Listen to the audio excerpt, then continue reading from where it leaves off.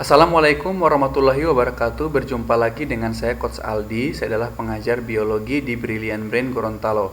Hari ini kita akan membahas soal Olimpiade Biologi session yang kedua. Jadi masih tentang seleksi kabupaten ya untuk SMA tahun 2019.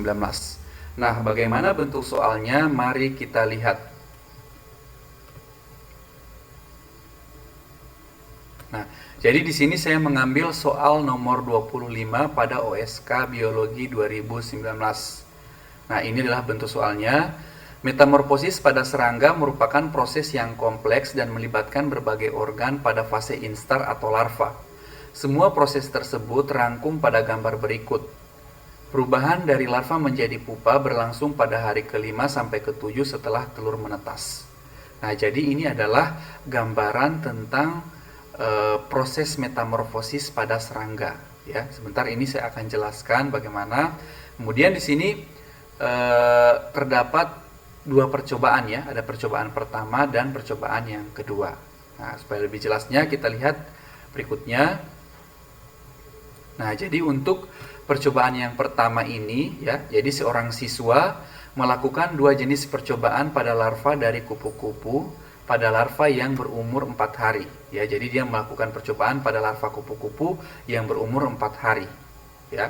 Untuk percobaan yang pertama, segmen yang memisahkan bagian dada dan perut. Jadi bagian ya, segmen atau bagian itu memisahkan bagian dada atau yang namanya toraks dan bagian perut yang namanya abdomen dari larva itu diikat dengan kawat sehingga tidak terjadi aliran hemolimfa dari dada ke perut atau sebaliknya.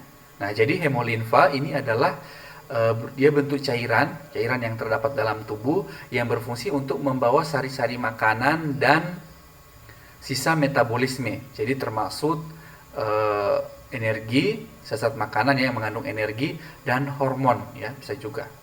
Kemudian yang bagian B ya, percobaan yang maksud saya bagian percobaan yang kedua itu kepala dipisahkan dari bagian tubuh lainnya. Ya, jadi ini ada gambar percobaan yang kedua, jadi kepalanya dihilangkan atau dipisahkan dari bagian tubuh lainnya. Oke. Kemudian berikutnya kita akan menentukan ya. Di sini ada 4 pernyataan. Seperti biasa kita akan menentukan pernyataan ini benar atau salah ya. Nah, sebelum itu kita kembali dulu di bagian yang pertama ya. Bagian soal yang pertama ini tuh. Ini adalah diagram ya. Diagram atau gambar yang menunjukkan proses metamorfosis pada serangga ya. Jadi untuk metamorfosis pada serangga ini adalah serangkaian proses yang diatur oleh yang namanya hormon. Dan hormon itu dia berasal dari yang namanya brain atau bagian organ otak ya, yang dikenal dengan brain hormone atau disingkat dengan BH, hormon otak ya. Ini dia dihasilkan oleh sel neurosekretori ya, atau neurosekretori sel. Nah, ini menghasilkan hormon dan hormon ini dia tersimpan pada organ yang namanya corpus cardiacum ya, bagian ini corpus cardiacum dan corpus allantum. Oke, saya akan tunjukkan. Nah, jadi ini yang namanya corpus cardiacum ya, dan ini corpus allantum. Jadi kedua organ ini dia menyimpan hormon ya, dimana untuk corpus cardiacum dia terdapat hormon ecdison, kemudian untuk corpus allantum dia terdapat hormon juvenil. Nah, untuk hormon ecdison itu sendiri dia fungsinya untuk mengatur proses yang namanya ekdisis atau pergantian kulit. Sedangkan untuk corpus allantum itu dia berfungsi untuk menentukan hasil pergantian kulit yang tadi. Tetapi jika ada pada kondisi di mana juvenil berada pada konsentrasi yang sangat tinggi atau jumlahnya sangat tinggi, itu justru dia dapat menghambat proses metamorfosis. Dia justru dapat menghambat proses metamorfosis ya. Atau dia dapat memperlama atau memperpanjang masa larva. Jadi masa larvanya menjadi lama sehingga proses metamorfosis terhambat.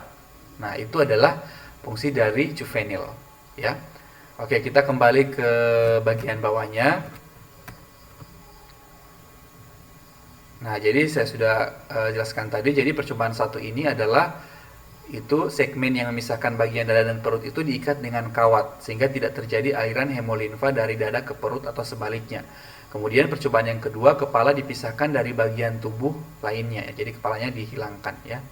Oke, kita lihat ke pernyataannya. Pada pernyataan pertama, pada percobaan 1, pengamatan pada hari ke-7 akan menunjukkan bahwa bagian A berkembang menjadi pupa, sedangkan bagian B tetap menyerupai bentuk larva, ya. Jadi pada percobaan yang 1 kita lihat, jadi yang bagian A-nya ini, maaf saya tunjukkan. Jadi yang bagian A ini, bagian segmen yang A ini akan berkembang menjadi pupa, sedangkan yang bagian B ini tidak berkembang menjadi pupa atau dia masih dalam bentuk larva. Nah, mengapa demikian? Karena memang bagian A ini dia berdekatan dengan bagian kepala, dan di mana bagian kepala itu dia di situ terdapat otak, ya. Terdapat brain hormone atau hormon otak. Sehingga bagian A ini masih bisa terpengaruh oleh hormon ecdison dan juvenil. Sehingga dia masih bisa berubah menjadi atau menuju ke tahap yang selanjutnya atau ke tahap pupa. Sebaliknya, untuk bagian B itu dia tidak bisa dialiri oleh hormon yang berasal dari hormon otak. Kenapa? Karena di sini dihalangi oleh kawat ikat. Nah, seperti yang saya sudah jelaskan sebelumnya bahwa hemolimfa itu adalah cairan yang berfungsi untuk membawa sari-sari makanan dan zat sisa metabolisme, termasuk hormon, sehingga dia tidak bisa hormon tersebut bergerak ke bagian B karena diikat, sehingga bagian B itu dia masih tetap dalam bentuk larva dan bagian A itu masih tetap dalam bentuk maksud saya dia akan berubah ke bentuk pupa, ya, karena di situ dia terpengaruh oleh hormon, gitu. Oke, jadi untuk pernyataan A itu adalah pernyataan yang benar. Kemudian untuk pernyataan B, bagian tubuh larva pada percobaan 2 gagal berkembang menjadi pupa. Nah, seperti yang saya sudah perlihatkan tadi bahwa bagian B itu dia bagian kepalanya dihilangkan, sehingga bagian itu tidak bisa, atau bagian tubuh yang lain itu tidak terpengaruh oleh hormon juvenil ataupun ecdison, ya, karena bagian yang terpentingnya atau bagian otaknya itu dihilangkan, sedangkan bagian itu adalah bagian organ yang berfungsi untuk menghasilkan brain hormone tadi, hormon otak, ada ecdison dan juvenil. Jadi secara keseluruhan dia akan masih tetap dalam bentuk larva, tidak berubah menjadi pupa, ya. Jadi untuk pernyataan B ini adalah pernyataan yang benar, ya. Dia gagal berkembang menjadi pupa. Kemudian bagian C. Oke, sebelum itu saya tandai dulu. Jadi seperti biasa untuk yang benar saya kasih tanda hijau, ya, yang benar. Oke, jadi bagian A benar, bagian B benar. Oke. Sekarang yang bagian A, ya. Oke, yang bagian A, percobaan 1 bertujuan untuk membuktikan bahwa metamorfosis dipengaruhi oleh sistem endokrin dan saraf. Jadi pada percobaan yang 1 itu dia hanya membuktikan bahwa metamorfosis itu dipengaruhi oleh hormon atau sistem endokrin. Jadi tidak ada bertujuan untuk membuktikan bahwa dipengaruhi oleh endokrin dan saraf. Jadi hanya endokrin saja. Jadi tidak termasuk saraf, ya. Jadi pernyataan yang C ini adalah pernyataan yang salah, ya. Jadi kita kasih tanda. Oke, jadi pernyataan C adalah pernyataan yang salah. Kemudian bagian D, jika dilakukan pengukuran kadar hormon ecdison, ya, EC dan juvenil pada tubuh larva di percobaan yang kedua, maka kadar JH di hari yang ke-6 akan lebih rendah dari hari ke-4. Sedangkan kadar ecdison di hari ke-6 lebih tinggi dari hari ke-4. Jadi seharusnya secara umum ecdison itu adalah hormon yang berfungsi untuk memacu metamorfosis. Sehingga atau yang namanya proses ekdisis, ya.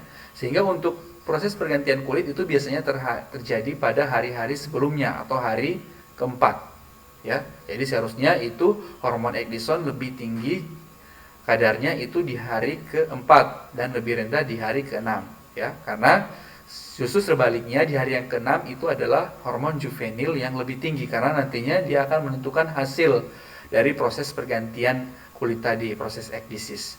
Walaupun saya sudah jelaskan tadi bahwa hormon juvenil itu pada keadaan tertentu, ya, dalam jumlah yang banyak atau konsentrasi yang tinggi, dia akan memperpanjang masa larva sehingga bisa menghambat proses metamorfosis, ya. Jadi untuk pernyataan D ini adalah pernyataan yang salah, ya. Oke, kita kasih tanda. Oke, bagaimana? Jadi untuk sekali lagi